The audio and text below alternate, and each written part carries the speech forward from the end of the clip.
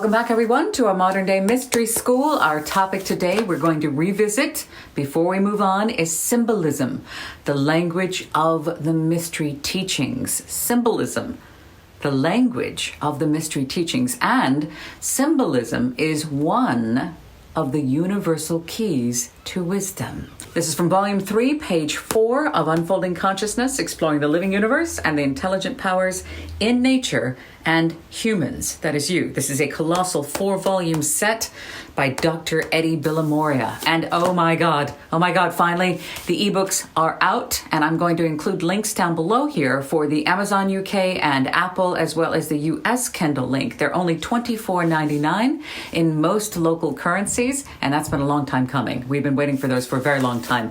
Audiobooks, condensed versions, paperbacks, and so much more are on their way as well. And remember, if you would like to skip ahead of this little preamble and just go straight to the reading of the text, I have put a little stamp down below, a timestamp. So go to the blue timestamp, click that, it'll take you right to when we first start reading the book. This is book study number 41. Remember, you get 25% off. You, the UC crew, get 25% off the entire hardback set by typing in "I want my copy!"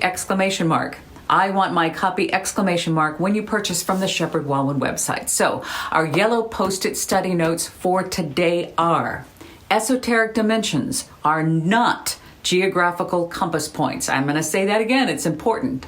Esoteric dimensions are not geographical points on a compass, okay? Esoteric dimensions are not. They are states of being. They are not locations. Ready? We're going to be taking a look at the cone again as well.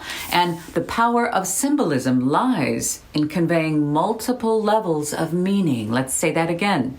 The power of symbolism lies in conveying multiple levels of meaning. Yeah? Special study note from Eddie here. Symbolism is the handmaiden of an awakened intuition. We're going to talk about that too. But first, we're going to revisit the cone. Here we have the cone. We did this before. All right. You got to follow along. I had to go over this a bunch. And remember, I'm learning here with you. You may have already discovered that the esoteric literature is full of terms like upper, lower, middle, down, up, like, center, or above, below, central. These are not linear distances along the points of a compass. Now, I know it's hard for some of us to think outside the sensual world, but stay with me here. These terms refer entirely to the distance from or the closeness to the spiritual source. They are spiritual altitudes, in other words, so to say. So the cone here illustrates this point. Eddie is using the cone here. So let's stand a cone on its base and view it vertically downwards from above. There we go. Now you can see the apex is a point in the exact center of my poorly made cone here. Now let's take a look at that cone in elevation. The apex is seen above the base. Now, if the apex signifies source, then above indicates the degree of closeness to the source, and below indicates the degree of distance from the source. Source being set forth in the actual center all the way down, and relative distance being the various locations along the radii towards the circumference. So this might be easier to look at it this way. Okay. Okay, the point in the circle. Everything starts with a point in the circle. I'm putting up a big one here for you. In matters pertaining to esoteric philosophy and scripture, up should therefore be considered as towards the center and down as towards the circumference. Center being spirit and circumference being matter. So by this reasoning, up, when we say as above, so below, up is towards spirit along an ascending scale of spirituality. And down is towards matter along a descending scale of materiality. And symbolism is one of the universal keys to wisdom. Symbolism, then, Eddie says, is the most secret and most enduring of all mysteries. Why, he asks? Because to illustrate a truth through pictures or embody adequately or accurately abstract mental truths, it's difficult, it's impossible. That's because the diagrammatic, which means graphic, or linguistic, which means verbal, representation of one aspect of metaphysical relationships inevitably leaves out other aspects, or when seen in isolation, it may be misinterpreted.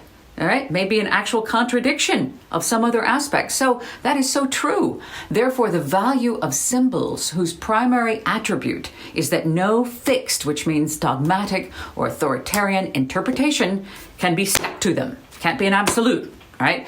They can be understood and convey meaning at several levels, ranging from the material to the spiritual. Symbols. Symbols, therefore, have an inbuilt elasticity of meaning, okay, various interpretations in many dimensions, states of being. There is another reason why symbols are so powerful, and there are several reasons for the confusion in terminology among all the various esoteric and occult systems, okay? A lot of us taking a look at things and putting our own spin. It's easy to get confused. One way out of this verbal muddle is to resort to diagrams. Eddie does this all the time, and I've shown a lot of the diagrams on here. It's easy to follow along. Diagrams. A diagram or a picture is worth 1,000 words, as the old saying goes. It's true. But diagrams have their limitations as well, because they're flat figures and they cannot be any otherwise. They're two-dimensional. So diagrams portray a static, stationary picture which may give an artificial appearance of clarity, whereas every natural and occult law or phenomenon is a part of the whole organic movement of life. The diagrams cannot adequately present in terms of a dynamic process of interpreting states or processes or conditions and things. So diagrams, they're okay, but they're not absolute, okay? So no diagram can then fully represent esoteric ideas and laws. It's not easy to do. So when a diagram is used or read not as a static picture, but contemplated as a symbol, hidden layers of meaning may dawn, depending on the sensitivity and insight of you, those who are looking at the diagram, the aspirant, whoever is on this spiritual path. Again, what you are able to digest and understand depends on your level of consciousness. And that is why when you revisit these sacred ancient texts, you hear and understand something completely different. It took me forever to understand that. It's true, because you're elevating, so something else is revealed. So in addition to visual symbolism, there is also a profound symbolism hidden in theater and music drama. The various characters in Shakespeare's, or was it Francis Bacon's plays, or the dramatic operas of the masters symbolize archetypal forces in nature and aspects of the human psyche. And they represent the drama and the struggle of the human spirit in conquering adversity in its journey toward enlightenment. So today's world is more fascinated with myths and legends than ever before. And I'm digressing here. This is me talking now. I'm looking at you, Marvel Comics, Marvel, the Marvel Universe. Listen, these ancient myths, pay attention here, folks. These ancient myths have been invented by wise men to strengthen and teach moral truths. Myths are allegories of our experiences of humans. And as we go through those trials and tribulations, we are the hero in that story. It's true. And then these heroes in the myths gain extraordinary powers. Are you paying attention? This is you. With these extraordinary powers, and then we become more than man. That's what the myths and the movies and the legends say. These are not just physical or intellectual powers, but they are complete transformation. It's true. So from the voice of the silence, from HPB's The Voice of the Silence, it is said, from the heart, that power shall rise into the middle region, into the place between thine eyes. When it becomes the breath of the one soul, the voice that filleth all, 'tis only then that thou can become a walker of the sky. I love it, love it, love it. You are the hero in those myths and tragedies and legends. It's you. Those myths are all about you.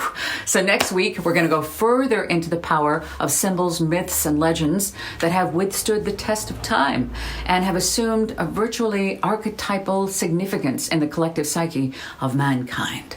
So principal sources have been Manly P. Hall's. Chris, are you listening? I hope Chris is still here. Chris is doing the same kind of thing. Check out Chris Sheridan Talks on YouTube. Anyway, Manly P. Hall's Secret Teachings of All Ages, the Greek Legends, Druidic Mythology, and other sources. But it cannot be overstressed that the interpretations suggested are basic and elementary, since it is impossible for Eddie or any author to describe completely the meaning of any particular symbol. Even if such an impossible feat were possible in theory, it would be contrary to the principles of any occult philosophy, as the deeper significance of any symbol and symbolic in general can only be revealed by your own profound study and contemplation. You are the interpreter of those symbols. No one can do it for you. That's exactly the way the entire Theosophical teachings work. So it's only you. So I just share with you my own understanding to the best of my ability. I share with you Eddie's writings. He has compiled all of these ancient teachings into this collection to the best of his ability. He's been a student of the perennial philosophy, these ancient teachings, for 50 years. So all we are students on the path. We recognize the importance of these teachings, and I want to do something to serve them. That's why I'm here. I'm not an expert. I'm not here to be a guru or anything like that. I don't even give my name on these. I want to share these teachings with you because I believe once you get a hold of them, if you recognize them, you will apply them. You will become them. And it is through changing ourselves, that transformation in the hero's journey, our self-transformation, we have to change ourselves. We can change the world. That's why I'm here. It is a labor of love, and I love you. And I will see you next week. Mwah.